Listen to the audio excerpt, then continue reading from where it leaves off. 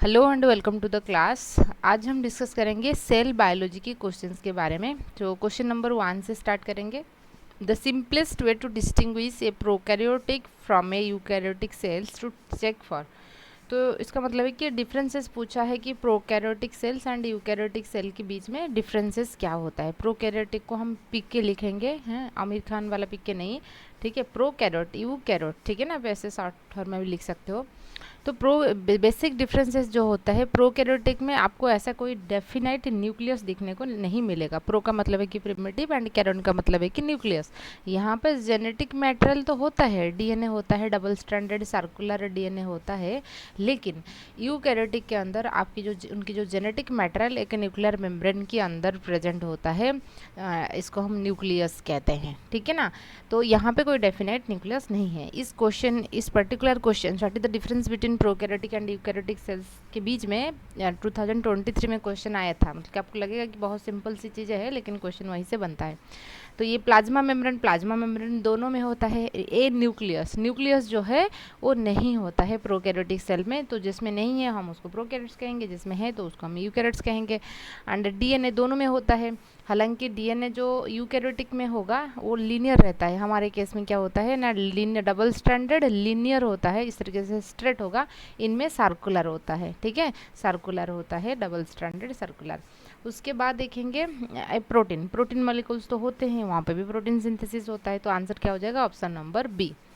फिर देखा कि सेल वॉल, याद रखिए सेल वॉल जो है एक ऐसा स्ट्रक्चर जो कि प्रोकैरियोटिक में भी होता है, यूकैरियोट्स में होता है। सेल वॉल एनिमल सेल्स में एब्सेंट है, लेकिन प्लांट सेल्स में होता है, लेकिन फंजाई में होता है, ठीक है। तो आपको ये चीज़ ध्यान देने वाली बात है, सेल वॉल जो है, ठीक है ना, सेल वॉल का मतलब है कि ऐसा एक आउटर जो है ना चीज़ें जो कि सेल को बचाता है, ठीक है ना, जो प्रोटेक्शन प्रोवाइड करेगा सेल को, हम उसको सेल वॉल कहेंगे। लेकिन सेल वॉल की जो केमिकल कंस्टिट्यूशन, मतलब कि किससे बनी हुई है, वो अलग अलग होता है डिफरेंट ऑर्गेनिजम्स में। जैसे कि प्लांट के अंदर यदि हम बात करेंगे, ये कैसे बनी हुई है ना, सेलुलोज में बनी हुई है, ठीक है। यदि हम बात करेंगे फंजाई की केस में, ये बनी हुई है काइटिन में, ठीक है, काइटिन से बनी हुई है। ये चीज़ ध्यान दीजिए, है ना, पूछा जा सकता है।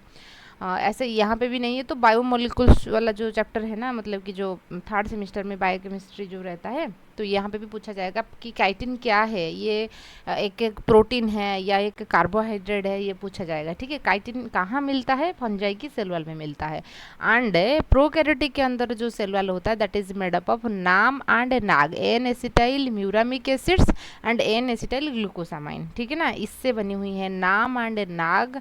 एंड ये जो नाम एंड नाग होता है आपस में जो सल्फाइड है, मतलब कि क्रॉस लिंकिंग बनाते हैं, कुछ ऐसे रहेगा, ठीक है ना। आपको बता देती हूँ, ऐसे पहले नाम फिर नाग, फिर उसके बाद नाग आ जाएगा, N acetyl muramic acid, N acetyl, M stand for muramic acid, यहाँ पर एन एसिटाइल ग्लूकोसामाइन। तो यहाँ पे ऐसे रहेगा, फिर नाग से स्टार्ट हो जाएगा, नाग नाम। तो ये इस तरीके से ऑल्टरनेटिवली होता है, ठीक है ना।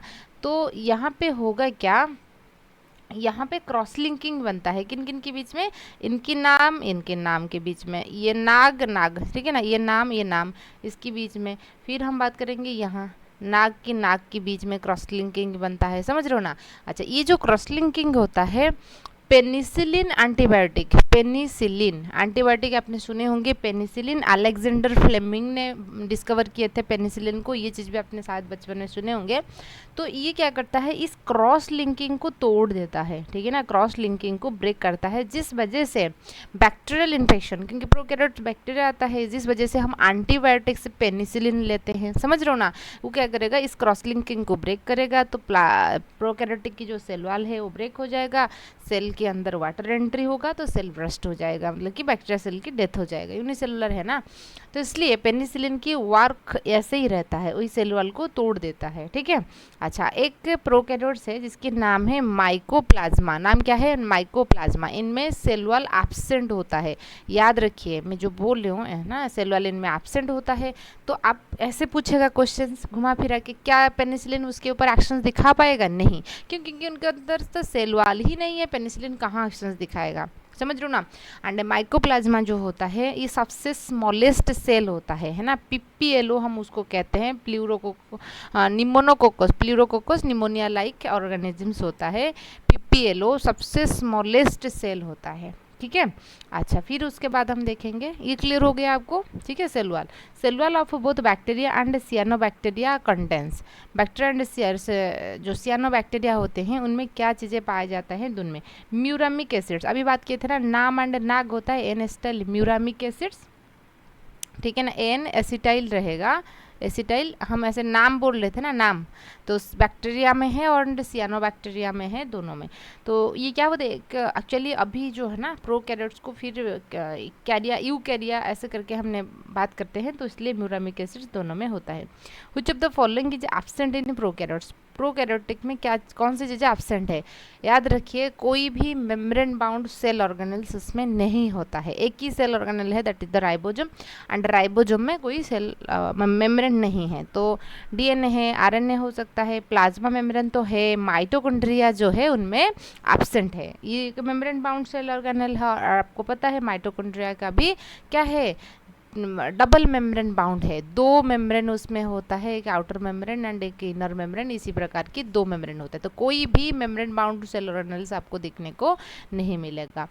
Which of the following cell membrane components serve as a recognition signal for interactions between cell, तो सेल के बीच में इंटरेक्शन करने के लिए कौन सी रिकॉग्निशन सिग्नल होता है, देखिए आपको यदि पता होगा किसके बारे में, प्लाज्मा मेम्ब्रेन के बारे में। प्लाज्मा मेम्ब्रेन जो होता है ये फॉस्फोलिपिड बाइलेयर से बनी हुई है ना, उनकी जो फ्लूइड मोजाइक मॉडल जो सिंगर निकलसन्स ने जो बताए थे उसकी अकॉर्डिंग यदि हम देखेंगे, प्लाज्मा मेम्ब्रेन लिपिड की बाइलेयर होता है, प्रोटीन बीच बीच में ऐसे फ्लोट करते हैं, प्रोटीन भी दो तरीके के होता है, ठीक है ना। प्लाज्मा मेम्ब्रेन को यदि हम अच्छे से देख लेंगे, देखिए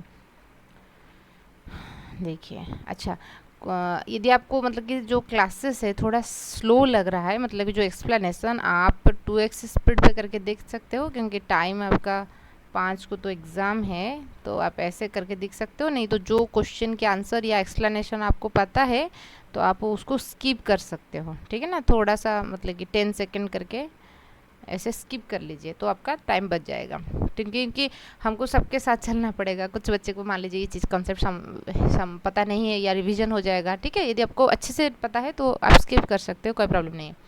तो ये होते हैं फॉस्फोलिपिड बाइलेयर, एक लेयर हो गया, एक लेयर हो गया, तो इसको हम बोलते हैं फॉस्फोलिपिड बाइलेयर, ठीक है ना। फॉस्फोलिपिड आपको ऐसे पूछा जाएगा कहाँ फॉस्फेट रहता है, ये हाँ, हेड जो है ये पोलर हेड होता है, हेड जो है वो पोलर है, टेल जो है वो नॉन पोलर है, ये टेल रहेगा, एंड ये नॉन पोलर है। पोलर कहने के मतलब है कि वाटर के कांटेक्ट में आ सकता है, वाटर लॉबिंग होता है, हाइड्रोफिलिक होता है, इस छोटे छोटे टर्म है, वहीं से क्वेश्चन बनता है, ठीक है। तो यहाँ पे फिर ये हेड हो गया तो पोलर हो गया, फिर टेल हो गया तो नॉन पोलर हो गया, यानी कि वाटर से बच के रहने की कोशिश करते हैं। उसके बाद हम देखेंगे उनके प्रोटीन जो होते हैं दो तरीके के होते हैं, कुछ पेरिफेरल प्रोटीन होते थे तो कुछ इस तरीके से रहेंगे, उसको हम पेरीफेरल मतलब कि चतुर्पार्श्व हम जैसे बोल रहे हैं ना, पेरिफेरी में रहता है, पेरिफेरल प्रोटीन होता है। और कुछ प्रोटीन होता है जो कि आर पार क्रॉस कर जाएगा, है ना, प्लाज्मा मेम्ब्रेन को इस तरीके से आर पार क्रॉस कर लेगा, ठीक है। कहाँ गया, यहाँ पे। तो मान लीजिए इसको हम बोलते हैं इंट्रांजिक प्रोटीन, इंट्रांजिक प्रोटीन पूरा का पूरा दोनों लेयर को क्रॉस किया, हम उसको इंट्रांजिक प्रोटीन बोलेंगे, ठीक है।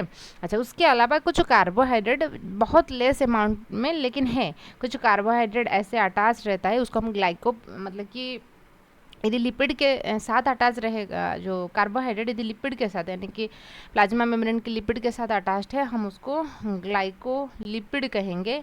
यदि प्रोटीन के साथ अटैच्ड है कुछ कार्बोहाइड्रेट, हम उसको ग्लाइकोप्रोटीन कहेंगे। समझ रहे हो ना, ग्लाइको का मतलब है कि कार्बोहाइड्रेट, ग्लाइकोप्रोटीन हो सकता है, नहीं तो ग्लाइकोलिपिड हो सकता है। क्लियर हुआ आपको, कुछ ऐसे ही रहेगा, समझ रहे हो ना।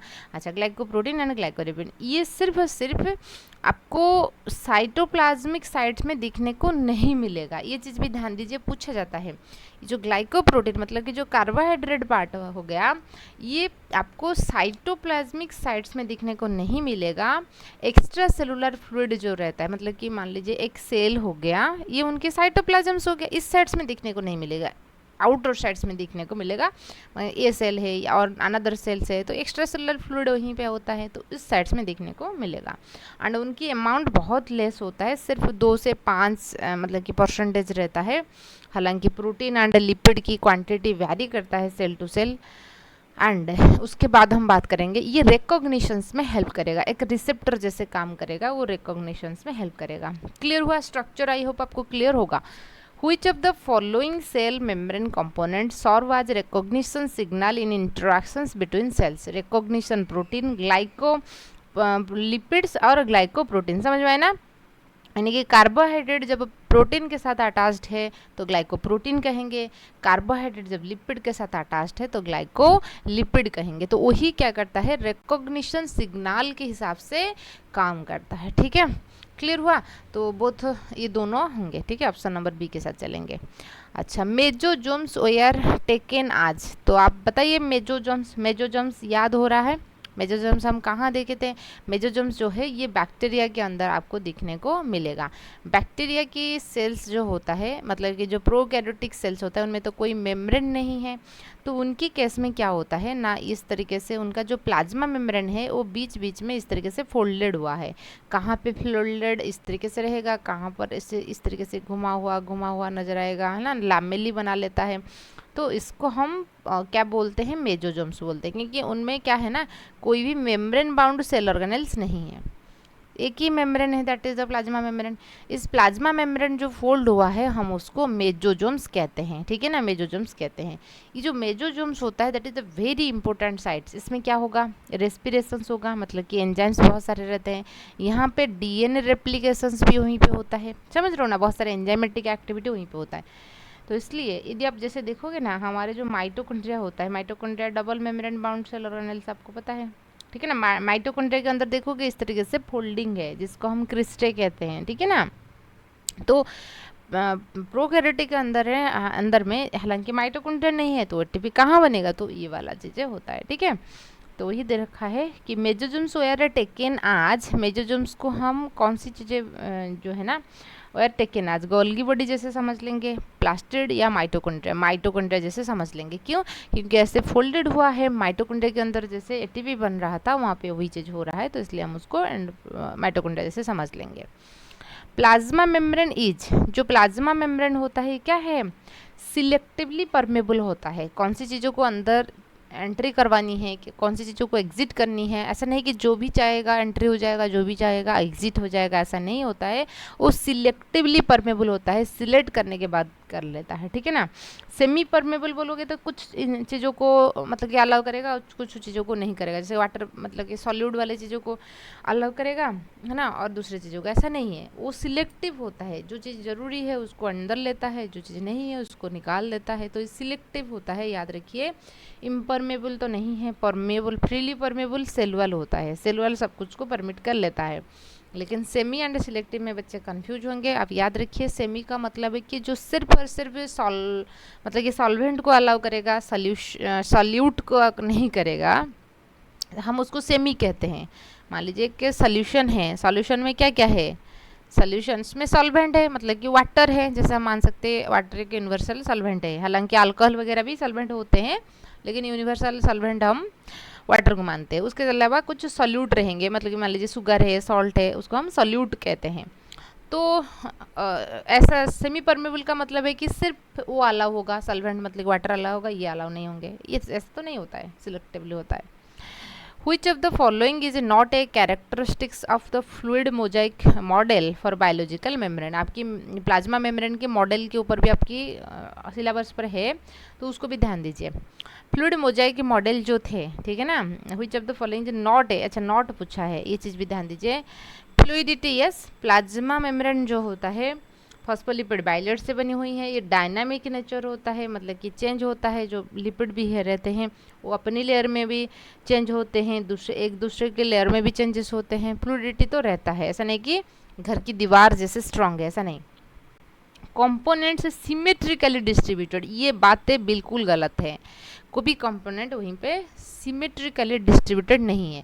जब आप हायर क्लासेस के अंदर जाओगे तो आपको ये चीज़ भी मतलब कि याद रखना होगा। जब पीजी करने के टाइम पे जब आप प्लाज्मा मेम्ब्रेन देखोगे ना, देखिए प्लाज्मा मेम्ब्रेन कुछ इस तरीके से है ना, फॉस्फोलिपिड मैंने बाइलेयर से बना लिया। तो यहाँ पे क्या होता है ना, कुछ ऐसे रहते हैं, फॉस्फिंगोलिपिड, फॉस्फेटिडिल सेरीन, फॉस्फेटिडिल कोलिन, है ना। फॉस्फेटिडिल सेरीन आउटर मेम्ब्रेन में आपको दिखने को ज़्यादा मिलेगा। फॉस्फेटिडिल कोलिन जो होता है इनर मेम्ब्रेन में, मतलब कि ये साइटोसोल साइड है, ये extracellular. Phosphatidyl serine, phosphatidyl choline ऐसे कुछ रहता है। फॉस्फेटिडिल कोलिन पीसी कोलिन, फिर फॉस्फेटिडिल सेरीन पीएस, ठीक है ना। तो ये इस तरीके से रहता है। इनकी क्वांटिटी आप देख सकते हो आउटर साइड में ज़्यादा है, इनकी क्वांटिटी इनर साइड्स में आप देख सकते हो ये यहाँ पे कितना ज़्यादा है। वो असिमेट्रिकली डिस्ट्रीब्यूटेड है। हालांकि आप लोगों की ग्रेजुएशन की टाइम की अकॉर्डिंग उतना शायद नहीं पूछा जाएगा, लेकिन आप याद रखिए, ये पिक्चर थोड़ा याद रखिए, है ना। कुछ होते हैं इस तरीके से होते हैं, उनमें आउटर सरफेस में उनका लेस होता है, अंदर में, ठीक है। फॉस्फेटिडिल सेरीन जो होता है, मैंने ऐसे याद रखिए, फॉस्फेटिडिल सेरीन कोलिन जो है वो कुछ इस तरीके से रहते हैं, ठीक है। और भी बहुत सारे हैं, आप देखोगे लेसिथिन वगैरह बहुत सारे हैं, आगे चलकर हम देखेंगे।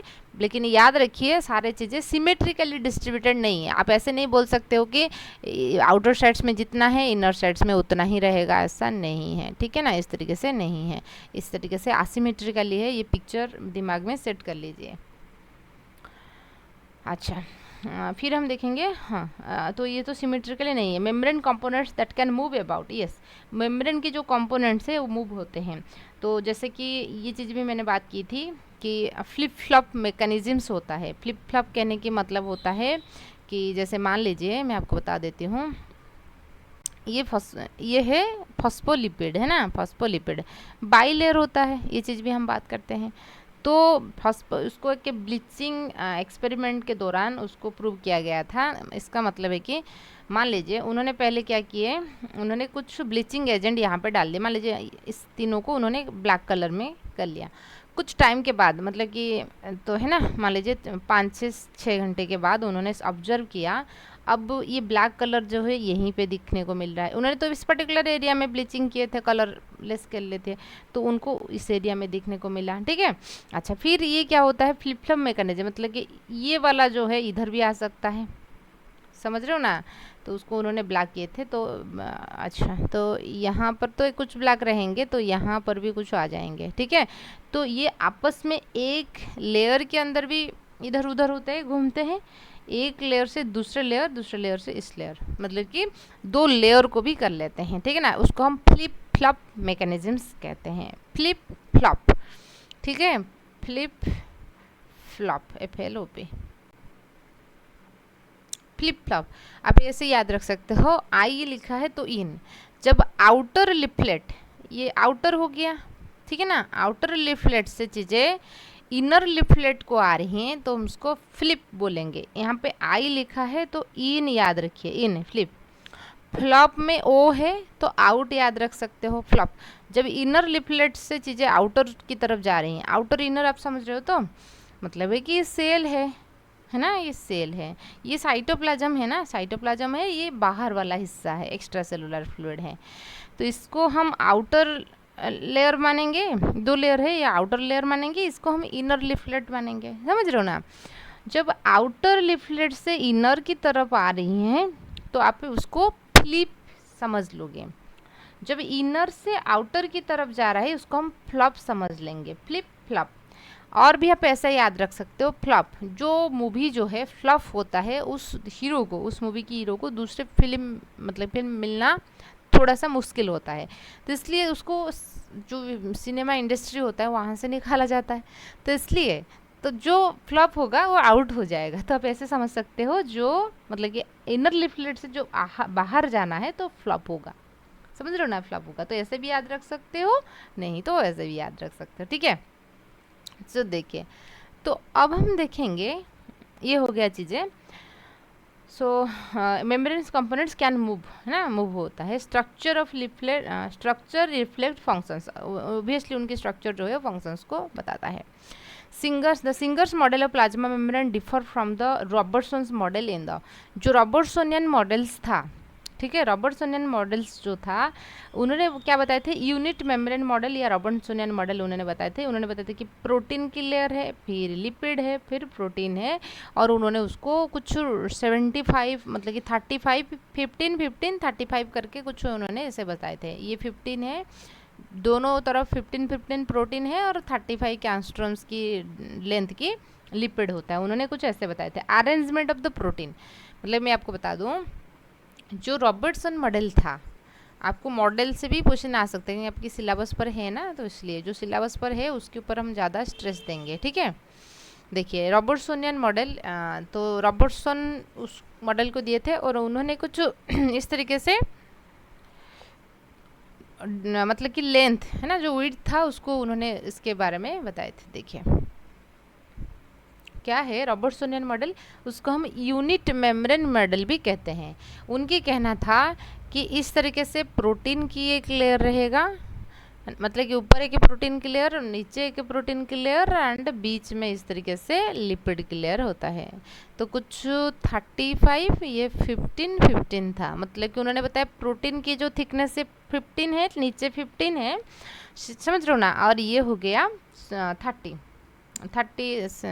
इस तरीके से चीज़ें चलता है। ठीक है, अच्छा, तो पूरा का पूरा उसको हम यूनिट मेम्ब्रेन मॉडल किए थे। ये 15 एंगस्ट्रॉम्स की थिकनेस है, उनका 15 एंगस्ट्रॉम्स की थिकनेस है, ये 35 एंगस्ट्रॉम्स की थिकनेस है। ठीक है, अच्छा, तो लेकिन ये जो प्रोटीन की अरेंजमेंट है, क्या सेल में ऐसे प्रोटीन होता है? नहीं। फ्लूइड मोजाइक मॉडल कहता है हाँ प्रोटीन तो होता है, मतलब कि लिपिड की बाइलेयर रहेगा, जैसे आइस वर्ज होता है ना, जैसे समुंदर के पानी के अंदर एक आइस वर्ज, मतलब आइस आप ऐसे करोगे तो वो बीच बीच में फ्लोट करता रहता है। मान लीजिए यहाँ पे कुछ प्रोटीन है, मैं अलग कलर कर लेती हूँ, मान लीजिए यहाँ पे कुछ प्रोटीन है, यहाँ पे है, यहाँ पे है कुछ, यहाँ पे है कुछ प्रोटीन, आर पार क्रॉस किया है। ठीक है, ऐसा नहीं है कि प्रोटीन की एकदम एक लेयर है, ऐसा नहीं है। लेयर जो है वो लिपिड की है, बीच बीच में मोजाइक पैटर्न में प्रोटीन कहीं कहीं पे प्रेजेंट होता है। क्योंकि उन्होंने जब देखे थे वो माइक्रोस्कोप के अंदर, उनको प्रोटीन की लेयर दिखा था, तो वही डिफरेंसेस होता है रॉबर्टसन मॉडल या unit model and fluid Mosaic model के बीच में। क्लियर हुआ? तो देखेंगे क्या पूछा है। The Singer model of plasma membrane differ from the Robertson model. Number of lipid layer नहीं, अरेंजमेंट ऑफ द प्रोटीन उन्होंने बताया था कि प्रोटीन ऐसे ही अरेंज हुआ है ना, वो नहीं है। इन fluid Mosaic model of plasma membrane की जो फ्लूइड मोजाइक मॉडल होता है, upper layer is non polar and hydrophilic. Upper layer नहीं है, एक ही लेयर में हेड उनका पोलर होता है, उनके टेल नॉन पोलर होता है, फिर दूसरे लेयर में भी वही पोलर नॉन पोलर मिल के होता है। अपर लेयर ऐसा नहीं है। Polar layer is hydro, polar जो होता है हाइड्रोफिलिक होता है, फोबिक नहीं। फोबिक का मतलब है कि water hating. Phospholipids form a bimolecular layer in middle part. Middle part में जो है फॉस्फोलिपिड की बाइलेयर होता है। प्रोटीन फॉर्म में middle layer, protein middle layer नहीं बनाता है, कुछ इंट्रिंसिक प्रोटीन होते हैं लेकिन मिडिल लेयर वो नहीं बनाता है, समझ में रहे ना। तो इसका मतलब है कि फॉस्फोलिपिड बाइलेयर बनाता है। ठीक है, वही एक लेयर स्पेसिफिकली आप नहीं बोल सकते हो कि इस पर्टिकुलर लेयर जो है हाइड्रोफोबिक है, नहीं, यहाँ पे भी हाइड्रोफिलिक पार्ट है, हाइड्रोफोबिक पार्ट है, फिलिक पार्ट है। ठीक है, अच्छा, पीट membrane of simple peeled is formed by, ये तो प्लांट वाला हिस्सा हो गया। ठीक है, अच्छा, which of the following layer is present nearest the plasma membrane in the plant cells. Plant cells की यदि आपने सेल वॉल की बात करोगे, सेल वॉल में एक मिडिल लामेला होता है। मिडिल लामेला सब जितने भी प्लांट्स आप देख रहे हो, सभी प्लांट्स की मतलब कि सेल वॉल बनने के टाइम पे मिडिल लामेला बनेगा। ठीक है, इस मिडिल लामेला के दोनों साइड्स में जो लेयर बनता है उसको हम प्राइमरी सेल वॉल कहते हैं। ठीक है ना, प्राइमरी सेल वॉल, बस आप ऐसे समझ सकते हो। जो इसलिए बता रही हूँ, जो बच्चे मान लीजिए लाइफ साइंस के लिए किए हैं तो उनमें क्वेश्चन आ सकता है। और एक होता है सेकेंडरी सेल वॉल, जो लाइफ साइंस सिर्फ जूलॉजी के लिए होते हैं, आप स्किप कर लीजिए इस चीज़ों को।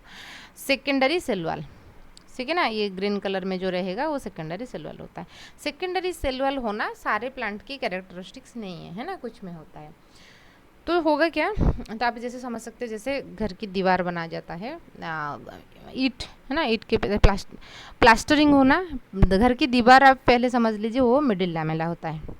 प्लास्टरिंग होना मतलब कि दोनों साइड्स में प्लास्टरिंग होगा, कोई भी होगा, इस साइड में इस साइड में, उसको प्राइमरी सेल वाला समझ लीजिए। प्लास्टरिंग होने के बाद जो आपकी होता है क्या, कलर किया जाता है, उसको सेकेंडरी समझ लीजिए इस तरीके से। तो ये बीच में आ गया तो इसलिए हम उसको मिडिल लैमेला कहते हैं, ठीक है। अच्छा, तो प्लाज्मा मेम्ब्रेन के आसपास तो सेकेंडरी सेल वॉल बनना हायर प्लांट की कैरेक्टरिस्टिक्स होता है, सारे प्लांट्स में ये नहीं रहता। जैसे घर जो रहता है ना, जो जो इकोनॉमिकली थोड़ा वीकर बंदे होते हैं, तो उनकी केस में क्या होगा, तो कलर करना, जो पुट्टी पुट्टी वगैरह करना है वो थोड़ा मुश्किल होता है, तो इसलिए ऐसे समझ लीजिए जो हायर प्लांट्स रहेंगे उसमें ये चीज़ होता है, ठीक है। अच्छा, तो हम देखेंगे व्हिच ऑफ द, तो यदि हम देखेंगे कि प्लाज्मा मेम्ब्रेन के आसपास, ये तो सेल वॉल के पूरा स्ट्रक्चर हो गया, पूरा का पूरा मिला के हम सेल वॉल बोलेंगे। तो ये प्लाज्मा मेम्ब्रेन जो रहेगा, उसके बाद सेल वॉल आउटर साइड्स में, प्लांट सेल्स में क्या होता है, प्लाज्मा मेम्ब्रेन की चारों तरफ सेल वॉल रहता है ना, इस तरीके से। तो कौन सी लेयर उसके टच में आएगा, तो सेकेंडरी वाला आएगा यदि हायर प्लांट्स की यदि हम बात करेंगे। क्लियर हुआ? अच्छा, तो इतना होता है। तो अब हम देखेंगे ये वाली चीज़ें ना, क्वेश्चन नंबर 12 से। क्वेश्चन नंबर 12 से देखिए, lysosomes are specialised vesicles in dash that contains digestive enzymes for the breakdown of food, ठीक है ना। अच्छा, तो स्पेसिफिकली यदि हम बात करेंगे, एक चीज़ें होता है कि वैक्यूल, ठीक है, वैक्यूल जो कि आपने वैक्यूल, ठीक है ना, आपने एंडोमेम्ब्रेन सिस्टम्स बारे में पता होगा आपको। एंडोमेम्ब्रेन सिस्टम में क्या होता है ना, आपकी जो कोऑर्डिनेटेडली जो सेल ऑर्गेनेल्स होते हैं जो काम करते हैं कोऑर्डिनेटली, जैसे कि मान लीजिए एंडोप्लाज्मिक रेटिकुलम हो गया, मतलब कि ये न्यूक्लियस है, न्यूक्लियस से इस तरीके से एंडोप्लाज्मिक रेटिकुलम हो गया, ठीक है। एंडोप्लाज्मिक रेटिकुलम के बाद आता है गोल्गी बॉडीज, ठीक है। एंडोप्लाज्मिक रेटिकुलम, जैसे कि मान लीजिए रॉफ एंडोप्लाज्मिक रेटिकुलम से क्या बन रहा है ना, प्रोटीन सिंथेसिस हो रहा है। स्मूथ एंडोप्लाज्मिक रेटिकुलम से क्या बन रहा है ना, आपकी स्टीरॉयड, लिपिड एंड कार्बोहाइड्रेट, वो चीज़ बन रहा है। बनने के बाद वो पैकेजिंग होने के लिए कहाँ आएंगे ना, गोल्गी के पास आएंगे। गोल्गी की एक सिस साइड होता है, एक ट्रांस साइड होता है। तो आने के बाद वो पैकेज जो है, पैकेट जो है वो वैक्यूल की फॉर्म में निकल जाता है। कुछ वैक्यूल के पास हाइड्रोलाइटिक एंजाइम्स रहता है जिसको हम लाइसोजोम्स कहते हैं, एंड कुछ ऐसे वैक्यूल भी होते हैं, फूड वैक्यूल हो सकते हैं, ठीक है ना। प्लांट्स के अंदर, प्लांट सेल की 90% एरिया जो है उसको कौन कवर करके रखा है ना, वैक्यूल कवर करके रखा है 90% एरिया। एंड वैक्यूल के अंदर जो फ्लूइड होता है उसको हम सेल सैप कहते हैं, एंड ये नॉन लिविंग होता है, याद रखिए। प्लांट सेल की 90% एरिया वैक्यूल से कवर होने के बावजूद तो वो नॉन लिविंग चीज़ें हैं, और कोई भी नॉन लिविंग चीज़ों को मेंटेन करने की एनर्जी की ज़रूरत नहीं है। जैसे कि मान लीजिए जो चेयर टेबल आपके घर में है, आप उसको खिलाना पड़ता है क्या, खाना नहीं, ठीक है ना। लेकिन आपके घर में मान लीजिए कोई पेट है, कोई काव है या डॉग है या कैट है, आपको उसको खिलाना पड़ेगा, क्यों, क्योंकि वो लिविंग चीज़ें हैं और उसको, उनकी बॉडी को एनर्जी चाहिए जिंदा रहने के लिए, ठीक है। तो ये चीज़ें होता है कि वैक्यूल के अंदर नॉन लिविंग चीज़ें रहने की वजह से, तो प्लांट सेल फोटोसिंथेसिस प्रोसेस में, फोटोसिंथेसिस समझ रहे हो, तो जो खुद का खाना खुद बना रही हैं, प्रकाश संश्लेषण जो होता है उसको हम फोटोसिंथेसिस कहते हैं। तो उस प्रोसेस में जितने भी एनर्जी वो खुद ही बनाता है, बहुत लेस अमाउंट खुद खर्चा करता है, बाकी सारे स्टोर करके हम लोग के लिए, यानी कि एनिमल के लिए वो रखता है, ठीक है। वो फ्रूट्स की फॉर्म में, कहाँ पर, स्टेम में वो स्टोर करके वो चीज़ों को रख पाता है।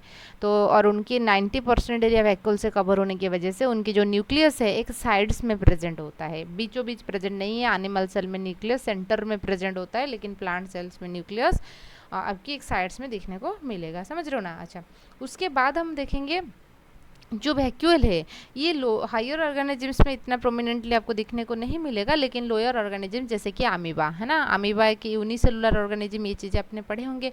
इसमें कंट्रैक्टाइल वैक्यूल होता है, उसमें फूड वैक्यूल भी होता है, ठीक है, फूड वैक्यूल भी होता है। कैसे ना, उनकी केस में देखिए, है तो बॉडी एक ही, यूनिसेलुलर की बॉडी तो एक सेल में बनी हुई है ना अमीबा की। तो उनके केस में क्या होता है, कुछ वैक्यूल्स के अंदर, ठीक है ना, डाइजेस्टिव एंजाइम जैसे रहता है, ये क्या करेगा, मतलब कि ये फूड को स्टोर कर लेगा, पानी जब एंट्री होता है उसके दौरान, एंड ये जो फूड है आके फूड वैक्यूल जो है लाइसोसोम के साथ मर्ज हो जाता है, तो खाना डाइजेस्ट हो जाएगा, समझ रहे हो ना। अच्छा, तो इस तरीके से चीज़ें चलता है। तो एनिमल के केस में कुछ ऐसा रहेगा, lysosomes are specialised vesicles in animals, ये एनिमल होगा that contains digestive enzymes for the breakdown of the food. ये कौन सी है? अमीबा की, जैसे मैंने बात किया।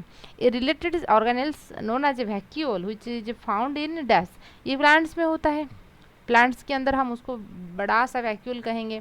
Also condense enzymes but in addition में act as a storage organelles for nutrient और वाटर, तो कुछ पिगमेंट्स वगैरह भी वहाँ पे स्टोर होके रहता है, ठीक है ना। स्टोरेज ऑर्गेनल्स फंजाई के लिए होता है, ठीक है। तो वैक्यूल के बहुत बड़ा रोल रहा है किसके लिए ना, आपकी प्लांट्स के लिए, ठीक है।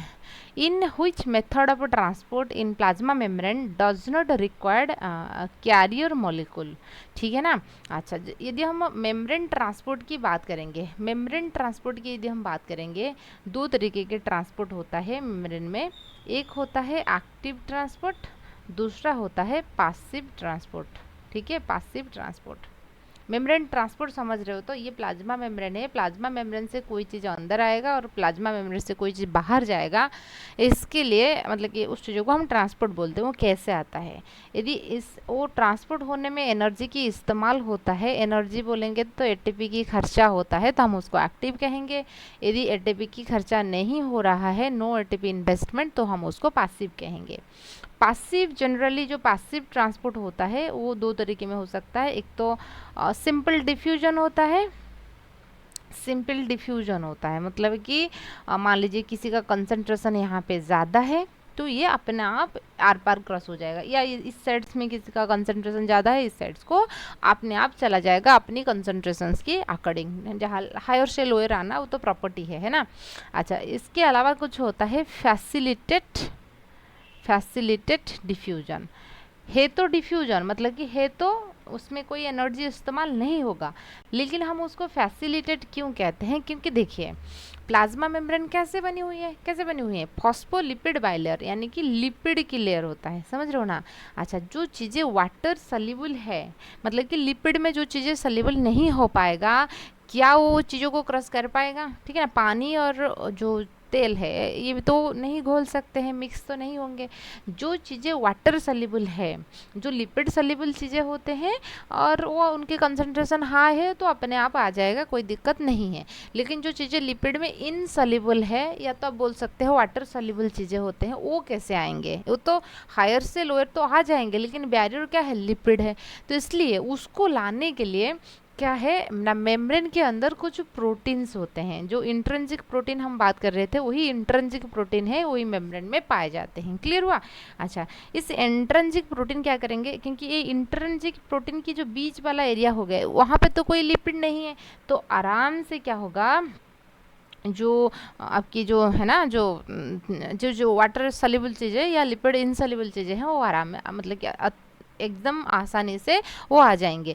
तो वो चीज़ों को हम फैसिलिटेट डिफ्यूजन बोलेंगे, मतलब है कि उनके डिफ्यूजन को फैसिलिट कर रहा है, उनको स्कोप दे रहा है आने के लिए कुछ प्रोटीन, समझ पाए ना, कुछ प्रोटीन उसको फैसिलिटेट कर रहा है, ठीक है। अच्छा, इनकी जो ट्रांसपोर्ट है ये किसके ऊपर डिपेंड करेगा? देखिए, कोई भी चीज़ें अपनी हायर से लोअर को ऐसे पासिवली आ रहा है किसी की मदद बिना, तो ये किसके ऊपर डिपेंड करेगा? उनकी कंसंट्रेशन कितना है। बहुत ज़्यादा है तो बहुत आ जाएगा, बहुत लेस है तो धीमे धीमे आएगा।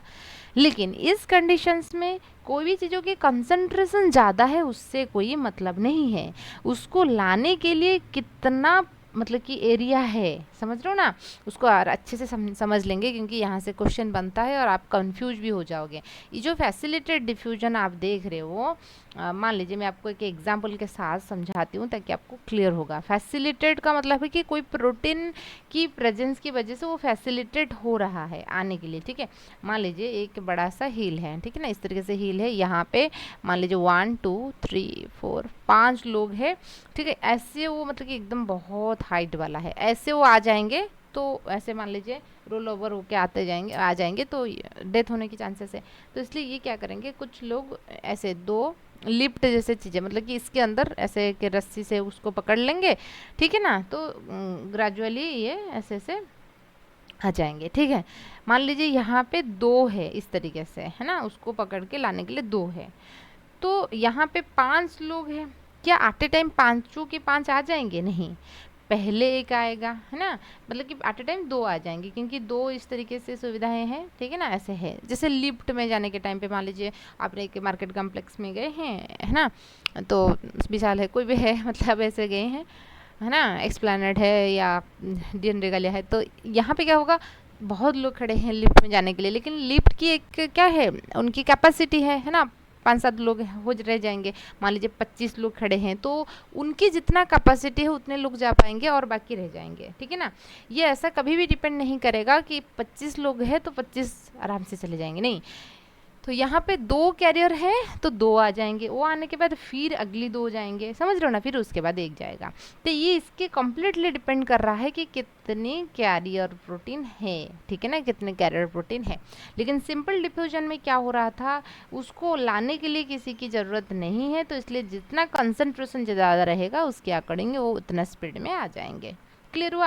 अच्छा, सिंपल डिफ्यूजन में कोई भी कैरियर प्रोटीन की ज़रूरत नहीं है, लेकिन डिफ्यूजन तो है, एनर्जी तो इस्तेमाल नहीं हो रहा है, लेकिन कैरियर प्रोटीन की इस्तेमाल यहीं पे हो रहा है। एंड जो एक्टिव ट्रांसपोर्ट होता है जिसमें एनर्जी खर्चा होता है, तो यहाँ पे भी प्रोटीन की इस्तेमाल होता है, क्योंकि वो चीज़ एक्टिवली आएगा, उनकी कंसंट्रेशंस लो रहता है जिस साइड्स में, वो हायर कंसंट्रेशंस के साइड्स को आ रहा है, तो इसलिए यहाँ पे एनर्जी का इस्तेमाल होगा। In which method of transport in plasma membrane does not required carrier molecule. Active transport में कैरियर मॉलिक्यूल की रिक्वायरमेंट होता है, क्योंकि जो प्रोटीन मॉलिक्यूल है, मतलब कि कैरियर बोलेंगे तो वो प्रोटीन ही रहेगा। फैसिलिटेड डिफ्यूजन में तो होता है, सिंपल डिफ्यूजन में कोई कैरियर प्रोटीन की मतलब इस्तेमाल नहीं होता है। सोडियम पोटेशियम पंप आपने पढ़े होंगे, Na+K+ पंप हमने न्यूरॉन के अंदर जो ट्रांसपोर्ट पढ़े हैं, तो वहीं पे भी पढ़ते, ठीक है ना। अच्छा, cell wall present in plant cell में सेल वॉल होता है, प्रोकैरियोटिक में होता है, ठीक है, अलगल सेल्स में होता है, तो ऑल ऑफ दिस आंसर हो जाएगा, ठीक है। अच्छा, तो और फंजाई भी ऐसे दे रखा होगा तो वहीं पे भी होता है, याद रखिए उनके कंपोनेंट अलग अलग होता है। फंजाई में काइटिन होता है, प्लांट सेल में सेलुलोज से बनी हुई है, एंड आपके जो प्रोकैरियोट्स होते हैं उसमें नाम एंड नाग होता है। क्लियर हुआ। अच्छा, फिर देखेंगे क्वेश्चन नंबर 15 में दे रखा है कि cell wall of prokaryote is made up of, तो म्यूकोपेप्टाइड जो होता है नाम एंड नाक से बनी हुई है, ठीक है ना। काइटिन ये फंजाई की सेल वॉल है, सेलुलोज तो प्लांट सेल की है, ग्लूकोसा अमाइन नहीं है, ठीक है ना, N acetyl muramic acid N acetyl glucosamine, तो म्यूकोपेप्टाइड जो होगा कुल मिला के हम ऐसे बोल सकते हैं म्यूकोपेप्टाइड से वो बनी हुई है, ठीक है। अच्छा, इन which of the following cell organelles would you expect to find biochemical reaction that harness energy from the breakdown of sugar molecule to synthesize large amount of ATP। तो बताइए ATP सिंथेसिस कहाँ होता है, ये तो आपको पता होगा, है ना। ATP सिंथेसिस कहाँ होता है, ATP सिंथेसिस माइटोकॉन्ड्रिया में होता है, ठीक है, याद आ रहा है। तो माइटोकॉन्ड्रिया बोलेंगे तो इस तरीके से एक आउटर मेम्ब्रेन रहेगा, उनका इनर मेम्ब्रेन ऐसे रहेगा, इनर मेम्ब्रेन फोल्डेड है, और वहीं पे इनर मेम्ब्रेन में आपका इलेक्ट्रॉन ट्रांसपोर्ट चेन चलता है, क्रेब्स साइकिल मैट्रिक्स में होता है, ये चीज़ ध्यान दीजिए। एंड तो F0 F1 पार्टिकल यही क्रिस्टे में होता है, वहीं पे ATP बनता है, तो माइटोकॉन्ड्रिया होगा, इसलिए माइटोकॉन्ड्रिया को हम powerhouse of the cell कहते हैं, ठीक है।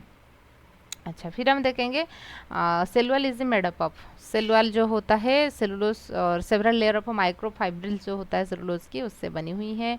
प्राइमरी सेल वॉल जो है कैसे बनी हुई है, प्राइमरी सेल वॉल एक होता है, ठीक है ना, तो इंटू सस्पेक्शंस जो होता है सेंट्रीपिटल एंड सेंट्रीफ्यूगल चीज़ें चलता है, तो इंटू सस्पेक्शंस की वजह से बनी हुई हैं। The cells are held together by calcium pectate layer, जो मिडिल लामेला होता है ना, मिडिल लामेला की यदि हम बात करेंगे, वो कैल्शियम पेक्टेट से बनी हुई है। जैसे मैंने बात की थी ना, सेल वॉल के 3 लेयर होता है, पहले मिडिल वॉल रहेगा, मिडिल लामेला जो कैल्शियम पेक्टेट से बनी हुई है, फिर प्राइमरी सेल वॉल, फिर सेकेंडरी सेल वॉल, ठीक है ना। The strength and rigidity of a cell wall is due to the substances known as, कौन सी चीज़ें जो है स्ट्रेंथ एंड रिजिडिटी प्रोवाइड कर रहा है ना, आपका लिग्निन, लिग्निन की वजह से सेल वॉल जो है इतना स्ट्रांग है। माइक्रोट्यूबुल्स, मोटर प्रोटीन्स, ठीक है, and actin filaments are all part of the, ये किसकी पार्ट है, साइटोस्केलेटन है, ठीक है ना। माइक्रोट्यूबुल, माइक्रोफिलामेंट, इंटरमीडिएट फिलामेंट, 3 तरीके का तो साइटोस्केलेटन होता है ना, तो ये साइटोस्केलेटन है। मैकेनिज्म ऑफ फोटोसिंथेसिस ऐसा नहीं है, रफ ईयर नहीं, साइटोस्केलेटन ऑफ यूकैरियोटिक सेल्स, ठीक है ना, ये चीज़ें याद रखिए।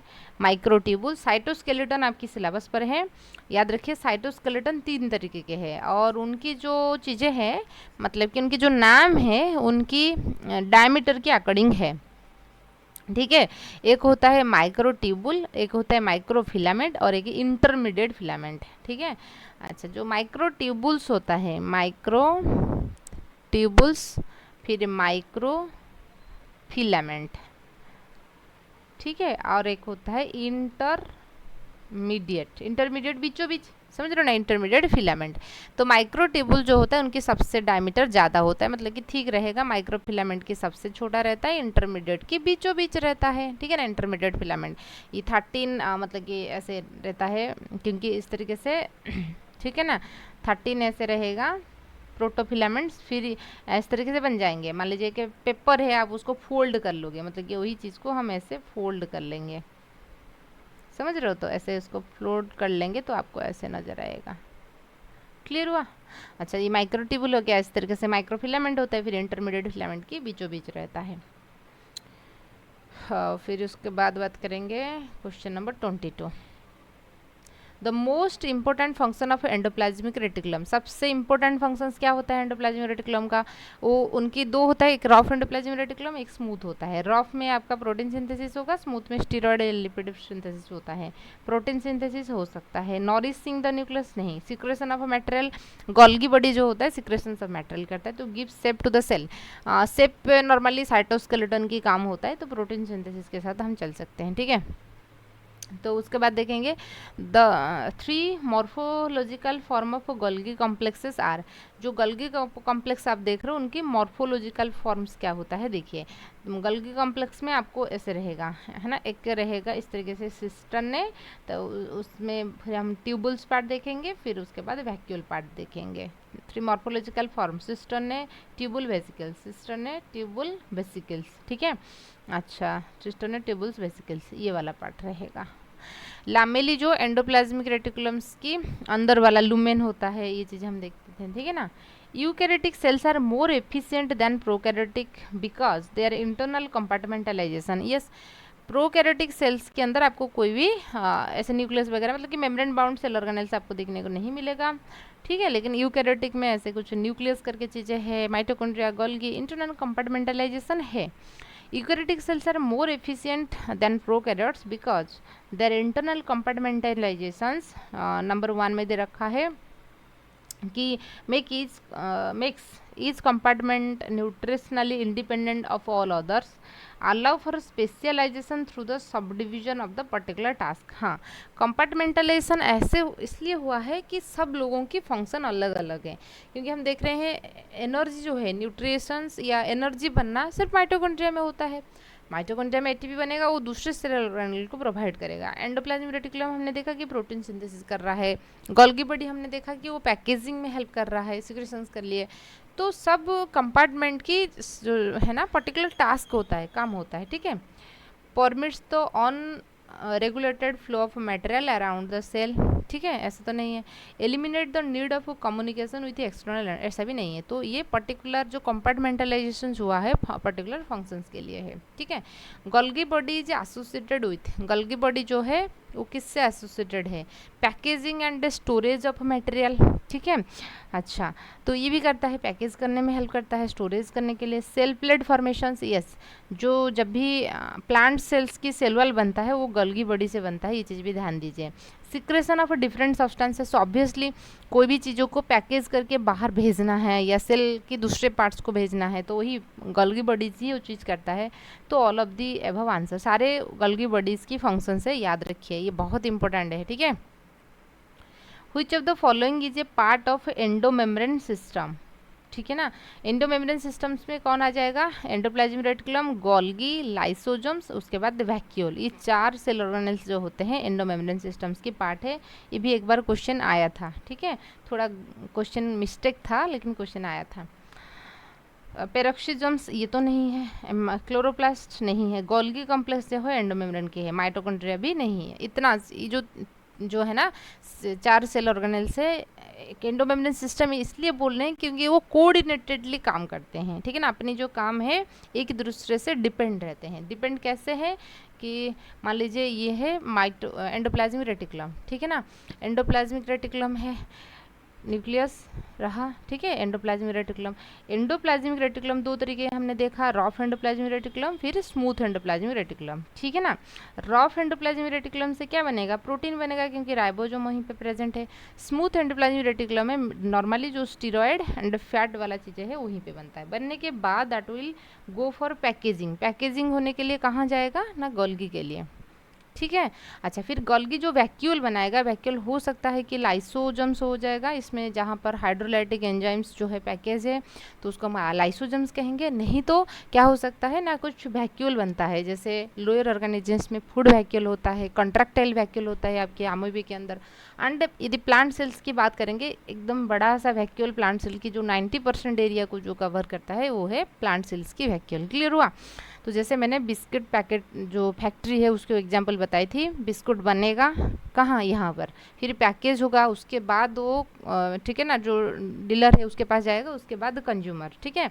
तो इसी तरीके से रफ एंडोप्लाज्मिक रेटिकुलम में चीज़ें बना, पैकेज होने के लिए गल्गी के पास गया, फिर गल्गी से पैकेज बन गया, पैकेट बन गया, ठीक है, उसके बाद डिस्ट्रीब्यूटर के पास चला जाएगा। इसी तरीके से मान लीजिए प्लाज्मा मेम्ब्रेन को लिपिड की ज़रूरत है, फॉस्फोलिपिड की ज़रूरत है, तो बनेगा कहाँ से, यहाँ से, ठीक है ना, ईआर से पैकेज होगा, फिर जो वेसिकल है वो जाके प्लाज्मा मेम्ब्रेन में फ्यूज हो जाएगा। तो इसलिए इनकी फंक्शन कोऑर्डिनेटेड है, एक दूसरे से डिपेंडेंट है, तो इसलिए हम उसको एंडो मेम्ब्रेन सिस्टम्स के अंदर ये सेल ऑर्गेनेल्स को डालते हैं, बाकी किसी को नहीं। तो यदि मान लीजिए क्वेश्चन में आएगा कि इनमें से कौन सी एंडो मेम्ब्रेन सिस्टम की हिस्सा है, कौन सी नहीं है, तो आपको ध्यान देना है, ठीक है। तो यहाँ पे रहेगा सिंगल, ठीक है, गोल्गी बॉडी जो है और ये बाकी तीनों जो है वो ये नहीं है। तो आज के लिए इतना ही है, फिर हम नेक्स्ट क्लास में देखेंगे। चैनल पर नया है मेक श्योर तो आप सब्सक्राइब कर लीजिए, एंड कोई भी इशू है तो कमेंट पर बताइए। So thank you.